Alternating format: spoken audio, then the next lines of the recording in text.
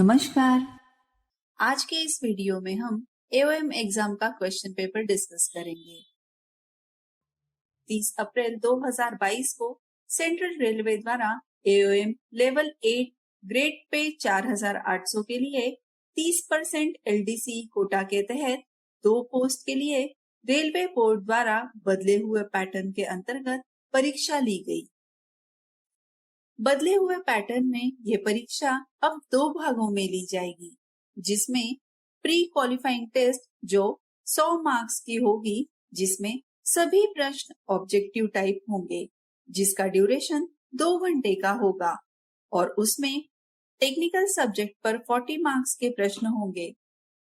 General knowledge including optional questions on official language policy पर 30 marks के प्रश्न पूछे जाएंगे तथा एस्टेब्लिशमेंट एंड फाइनेंशियल रूल्स पर भी 30 मार्क्स के प्रश्न पूछे जाएंगे। इस प्री क्वालिफाइंग टेस्ट को पास करने के लिए उम्मीदवार को 75 मार्क्स लाना आवश्यक है। इसके बाद मेन एग्जामिनेशन होगी, जिसमें प्रोफेशनल सब्जेक्ट पर 100 मार्क्स का एक डिस्क्रिप्टिव टाइप पेपर होगा, जिसे क्वालिफाई करने के लिए 60% मार्क्स लाना आवश्यक है। तो आइए इस परीक्षा में पूछे गए प्रश्न तथा इनके उत्तर जान लेते हैं। सबसे पहले हम पार्ट ए, जो कि 40 क्वेश्चंस का है और जिसमें सभी प्रश्नों का आंसर देना कंपलसरी है। तो पार्ट ए का पहला सवाल है, 42 BCN वैगन्स के लिए उतरान की समय छूट कितनी होती है? ऑप्शंस हैं 7 घंटे, 9 घंटे, 11 घंटे, 10 घंटे। भारतीय रेल पर अलग अलग वैगन्स के लिए अनलोडिंग हेतु फ्री टाइम अलग अलग है। 42 BCN वैगन्स का फ्री टाइम 9 घंटे होगा, तो इस प्रश्न का उत्तर ऑप्शन बी 9 घंटे है। अगला सवाल है, एनएमजी के लिए मानक रेक संख्या क्या है? ऑप्शन ए है 25, ऑप्शन बी 30, ऑप्शन सी 42 और ऑप्शन डी है 50। एनएमजी का मतलब है न्यू मॉडिफाइड गुड्स, जिसमें कार, जीप, ट्रैक्टर आदि को लोड कर उसका अतिशीघ्र वहन किया जा रहा है। तो इस प्रश्न का उत्तर इसकी मानक रेक संख्या 25 है। अगला सवाल है, गैर उपनगरीय खंड पर नया हॉल्ट स्टेशन खोलने हेतु प्रस्तावित हॉल्ट स्टेशन की दोनों ओर स्थित स्टेशनों से न्यूनतम दूरी कितनी होनी चाहिए? ऑप्शंस हैं 2 किलोमीटर, 5 किलोमीटर, 7 किलोमीटर और 10 किलोमीटर। इस प्रश्न का सही उत्तर ऑप्शन बी यानी 5 किलोमीटर होगा। अगला सवाल है, 2 प्रस्थान टर्मिनल से बुक किए गए रेक में लदान किए जाने वाले दोनों टर्मिनल के बीच की दूरी कितने किलोमीटर से अधिक नहीं होनी चाहिए? इसके ऑप्शंस हैं, दूरी की कोई सीमा नहीं, 100 किलोमीटर, 200 किलोमीटर, 400 किलोमीटर। तो इस प्रश्न का सही उत्तर ऑप्शन सी 200 किलोमीटर है। अगला सवाल है, CC+6 और CC+8 का क्या अभिप्राय है? इसके ऑप्शंस हैं, वैगन लदान में वृद्धि, वैगन लदान शुल्क, वैगनों की वहन क्षमता में वृद्धि, रूट की उच्च वहन क्षमता। इस प्रश्न का सही उत्तर ऑप्शन सी वैगन की वहन क्षमता में वृद्धि होगा। अगला प्रश्न है, ट्रैफिक फैसिलिटी के कार्य किस प्लान हेड के अंतर्गत आते हैं? इसके ऑप्शंस हैं 11, 15, 16, 17। भारतीय रेल के वर्किंग एक्सपेंसेस को अलग अलग हेड्स के अंतर्गत क्लासिफाई किया जाता है। स्क्रीन पर डिफरेंट प्लान हेड्स का चार्ट दिखाया गया है। Traffic facility work plan head 16 के अंतर्गत आती है। तो इस प्रश्न का सही उत्तर है ऑप्शन सी 16।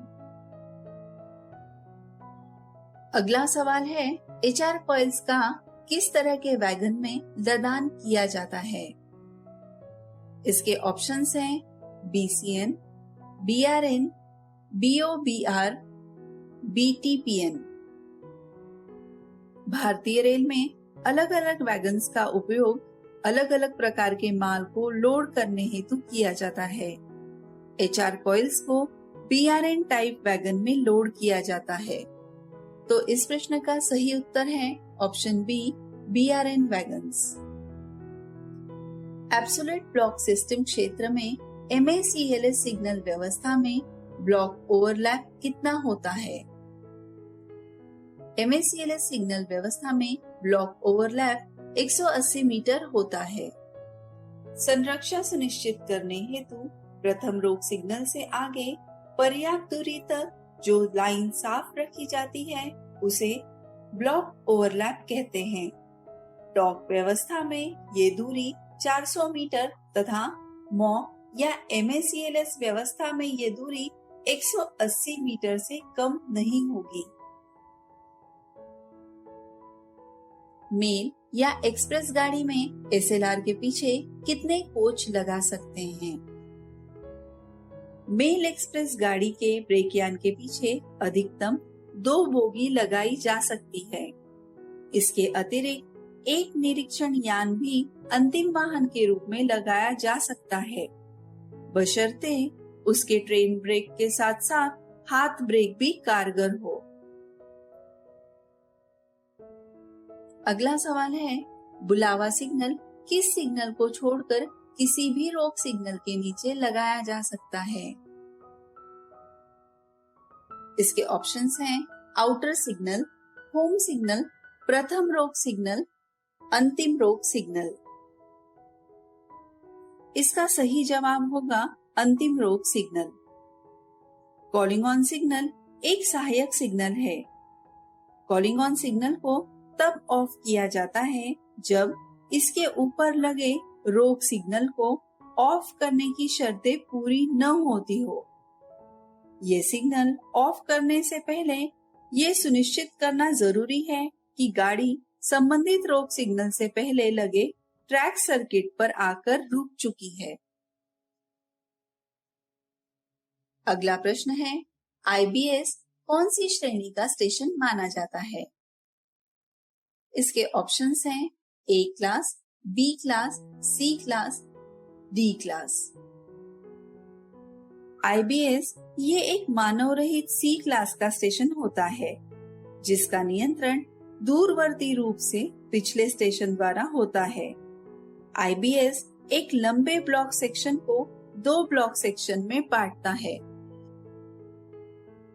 अगला सवाल है 25 किलोवोल्ट AC ट्रैक्शन में ओवरहेड इक्विपमेंट से कितने मीटर दूरी के अंदर डेंजर जोन कितना होता है। इसका सही उत्तर होगा 2 मीटर्स। अगला सवाल है गाड़ी अवरुद्ध लाइन पर लेने के लिए कौन सा अधिकार पत्र जारी किया जाता है। To receive the train on obstructed line which authority is issued T512, T511, T509, T806। इस प्रश्न का सही उत्तर होगा T509। बाकी ऑप्शंस में T512 अथॉरिटी सामूहिक प्रस्थान सिग्नल वाली लाइन से गाड़ी रवाना करते समय दी जाती है। T511 ये अथॉरिटी बिना सिग्नल वाली लाइन से गाड़ी रवाना करने के समय दी जाती है। T806 ये शंटिंग आदेश है। अगला प्रश्न है स्टैंडर्ड इंटरलॉकिंग 1 की मान्य गति क्या है। Up to 50 kmph, up to 15 kmph, up to 90 kmph, up to 110 kmph। इसका सही आंसर है up to 50 kmph।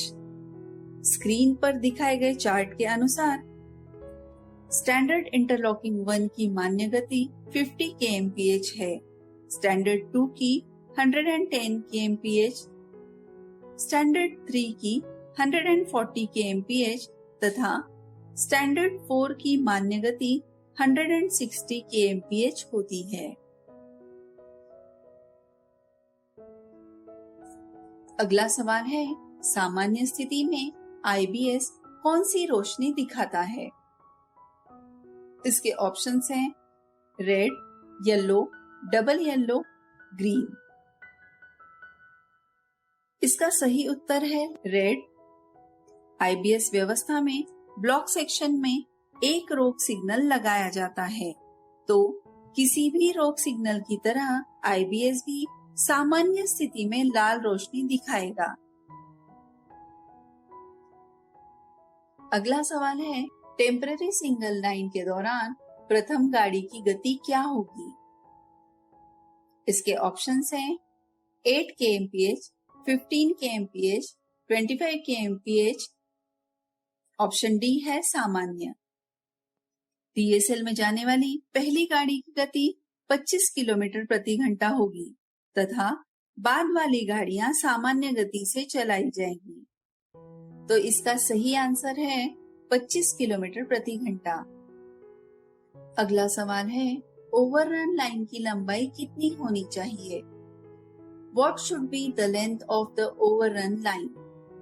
Options are 60 meters, 120 meters, 180 meters, 300 meters।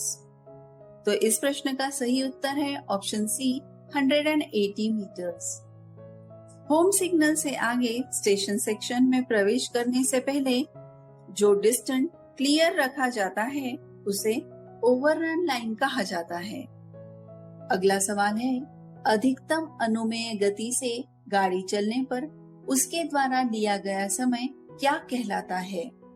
Options हैं normal running time, minimum running time, average running time, travelling time. इस प्रश्न का सही उत्तर है मिनिमम रनिंग टाइम।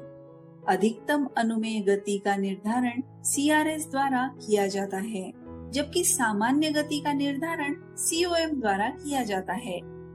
अधिकतम अनुमेय गति सामान्य गति से 8 से 10% अधिक होती है। लोको पायलट किसी भी परिस्थिति में इसका उल्लंघन नहीं करेगा। इस गति से चलने पर लिया गया समय मिनिमम रनिंग टाइम कहलाता है, जबकि सामान्य गति से चलने पर दो स्टेशनों के बीच लगने वाला समय नॉर्मल रनिंग टाइम कहलाता है। अगला प्रश्न है, बहुसंकेती सिग्नल व्यवस्था में सी क्लास स्टेशन पर कौन कौन से सिग्नल होते हैं? जिसके ऑप्शंस हैं distant and advance starter, home and starter, starter and advance starter, distant and home signal. तो इस प्रश्न का सही उत्तर है डिस्टेंट एंड होम सिग्नल। एमएसीएलएस व्यवस्था में सी क्लास स्टेशन पर डिस्टेंट और होम सिग्नल लगे होते हैं। 20वां प्रश्न है, दुर्घटना राहत गाड़ी के निकलने का टारगेट टाइम कितना है? What is the target time for departing ART? इसके ऑप्शंस हैं दिन में 45 मिनट और रात में 30 मिनट, दिन में 15 मिनट और रात में 20 मिनट, दिन में 30 मिनट और रात में 45 मिनट, इकहरी निकासी 15 मिनट और दोहरी निकासी 20 मिनट। इस प्रश्न का सही उत्तर है एक्सीडेंट रिलीफ ट्रेन दिन के समय 30 मिनट में तथा रात के समय 45 मिनट में निकलनी चाहिए, जबकि medical relief train single exit हो तब 20 मिनट में तथा डबल एग्जिट होने पर 15 मिनट में निकल जानी चाहिए। अगला सवाल है, सी क्लास ओडीसी की अधिकतम गति कितनी होती है? इसके ऑप्शंस हैं 15 किलोमीटर प्रति घंटा, 25 किलोमीटर प्रति घंटा, 40 किलोमीटर प्रति घंटा, 75 किलोमीटर प्रति घंटा। इस प्रश्न का सही उत्तर है 25 किलोमीटर प्रति घंटा। ए क्लास ओडीसी सामान्य गति से चलाई जाती है। बी क्लास ओडीसी की गति 40 किलोमीटर प्रति घंटा होगी तथा सी क्लास ओडिसी 25 किलोमीटर प्रति घंटा से चलेगी। अगला सवाल है, सैंडहम्प को पृथक्करण के अलावा गाड़ी को स्टेशन पर एडमिट करने के लिए डैश का पर्याय माना जाता है। इसके ऑप्शंस हैं block overlap, signal overlap, signalling section, derailing switch. इस प्रश्न का सही उत्तर है सिग्नल ओवरलैप। भारतीय रेल पर आइसोलेशन के 5 साधन हैं, जिसमें से एक डेड एंड है। सैंडहम्प सिग्नल ओवरलैप का मानक है। कभी मेन लाइन पर कोई गाड़ी होने पर सैंडहम्प लगाकर पीछे वाली गाड़ी को डायरेक्ट एडमिट किया जा सकता है। अगला सवाल है, संचालन समय सारणी PCOM और किसके संयुक्त हस्ताक्षर से जारी किया जाता है? ऑप्शंस हैं GM, CFTM, CPTM, CTPM। इस प्रश्न का सही उत्तर है option C, CPTM। Working timetable PCOM और CPTM के संयुक्त हस्ताक्षर से जारी किया जाता है। अगला प्रश्न है, 45 वैगन्स का कंटेनर रेक BLC के कितने यूनिट से बनता है? ऑप्शंस हैं 9 यूनिट्स, 5 यूनिट्स, 3 यूनिट्स, 15 यूनिट्स। इस प्रश्न का सही उत्तर है 9 यूनिट्स। BLC का मतलब है बोगी लो प्लेटफॉर्म फ्लैट और कंटेनर वैगन्स, जो ISO कंटेनर्स को कैरी करता है। एक BLC यूनिट 5 वैगन्स की बनती है, जिसमें 2 BLC A car plus 3 BLC भी होंगे। टोटल रेक 45 वैगन्स की है, तो वो 9 यूनिट से बनेगी, जिसमें 18 BLC A कार तथा 27 BLC B कार होंगे।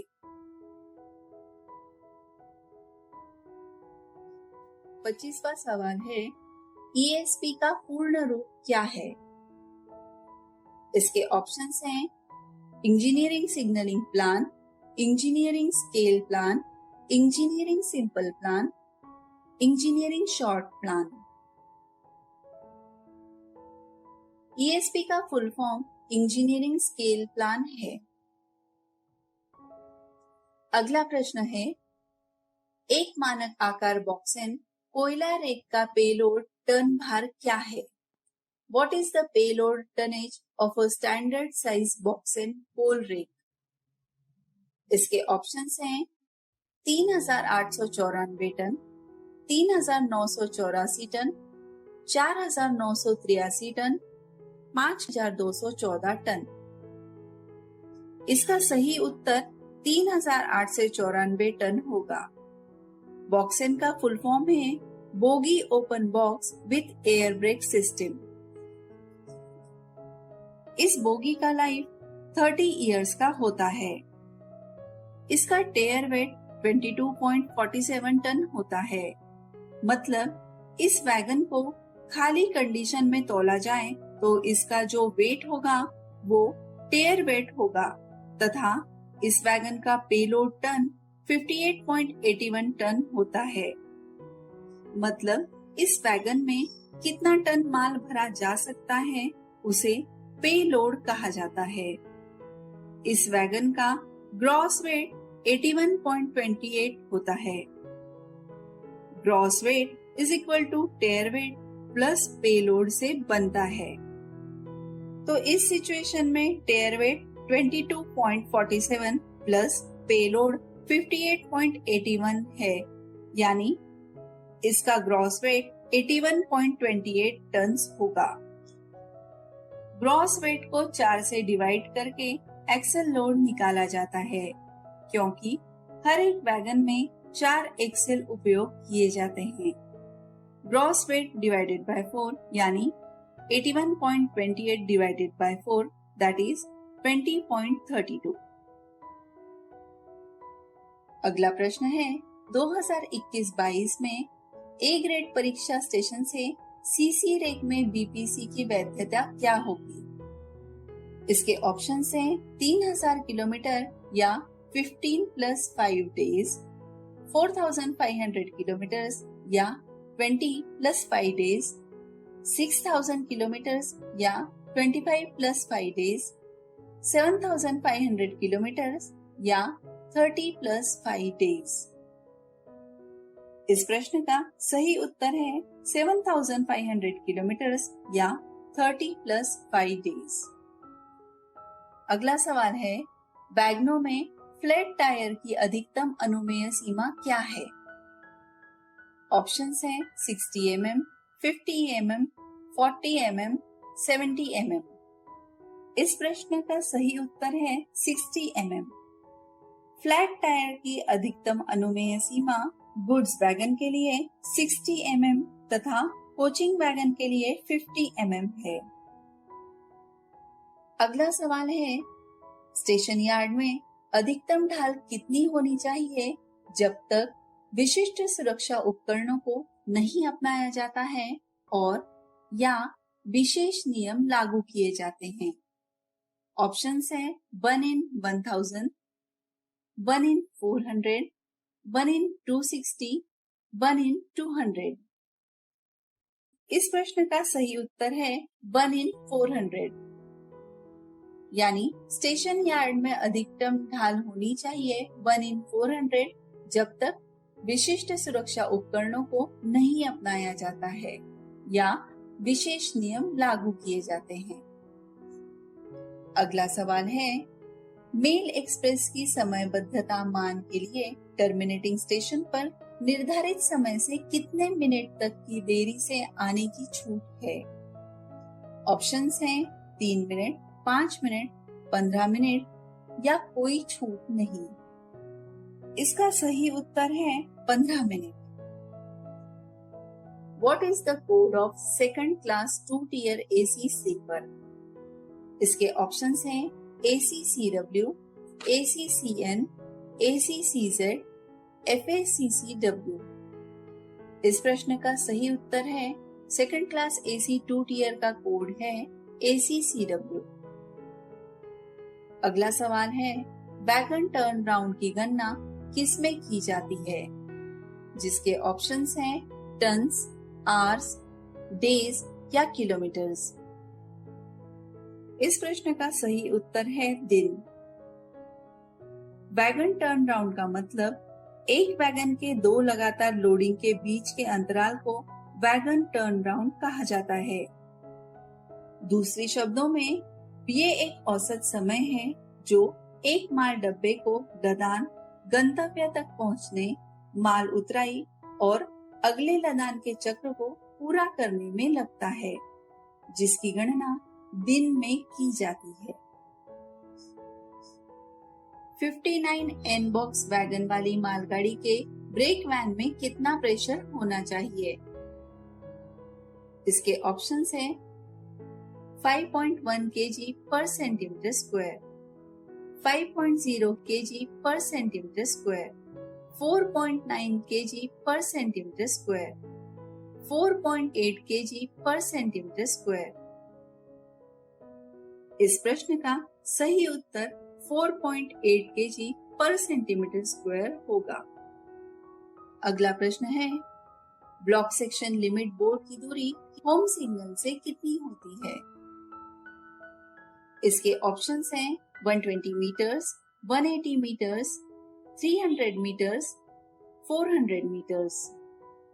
इस प्रश्न का सही उत्तर है 180 मीटर्स। बी क्लास स्टेशन पर ब्लॉक सेक्शन तथा स्टेशन सेक्शन डिमार्केशन हेतु PSLV बोर्ड या आउटर मोस्ट स्पेसिंग पॉइंट होता है, जिसे होम सिग्नल से 180 मीटर की दूरी पर लगाया जाता है। अगला सवाल है, किसी सेक्शन में कितने समय तक गाड़ी नहीं चलाने पर लोको पायलट को फिर से LRD देना आवश्यक है? इस प्रश्न का सही उत्तर है 3 महीने। मील रेल द्वारा प्रायोजित रेलवे बोर्ड द्वारा अनुमोदित मिलिट्री ट्रैफिक किस प्रायोरिटी के अंतर्गत आता है? इसके ऑप्शंस हैं प्रायोरिटी ए, प्रायोरिटी बी, प्रायोरिटी सी, प्रायोरिटी डी। इस प्रश्न का उत्तर है प्रायोरिटी ए। मध्य रेल के लदान में सबसे ज्यादा भाग किस सामग्री का है? इसके ऑप्शंस हैं सीमेंट, कोयला, कंटेनर या स्टील। इस प्रश्न का सही उत्तर कोयला है। मध्य रेल के लदान में सबसे ज्यादा भाग कोयले का होता है। विद्युतीकरण होने पर EIG अनुमोदन के लिए कौन अधिकृत है? इसके ऑप्शंस हैं GM, PCOM, PCD, DRM। इस प्रश्न का सही उत्तर है PCD। अगला सवाल है, इनमें से कौन सा सॉफ्टवेयर का प्रयोग टाइम टेबल बताने के लिए होता है? सत्संग, ICMS, FOIS, TMS। इस प्रश्न का सही उत्तर सत्संग है। सत्संग का लॉन्ग फॉर्म है software aided train scheduling and network governance. भारतीय रेलवे जैसे एक व्यस्त नेटवर्क के लिए समय सारणी को मजबूत करने हेतु इस सॉफ्टवेयर का निर्माण किया गया है, जिसमें यात्रियों को सुविधा मिले इस तरह की समय सारणी हो। नई गाड़ी या सेवाएं शुरू करना और पुरानी में वृद्धि करना शामिल है। पार्ट ए का आखिरी सवाल है, BCN स्टॉक के लिए मिनी रेक की न्यूनतम संरचना कितने वैगन्स की है? इसके ऑप्शंस हैं 20, 29, 15, 42। इस प्रश्न का सही उत्तर 20 है। BCN स्टॉक के लिए मिनी रेक की न्यूनतम संरचना 20 वैगन्स की है। AOM क्वेश्चन पेपर की श्रृंखला में अगले वीडियो में हम पार्ट बी में आए हुए सभी प्रश्न तथा उत्तरों को डिस्कस करेंगे। अगर आपको ये वीडियो जानकारी पूर्ण लगा है तो वीडियो को लाइक कर कमेंट जरूर करें। धन्यवाद।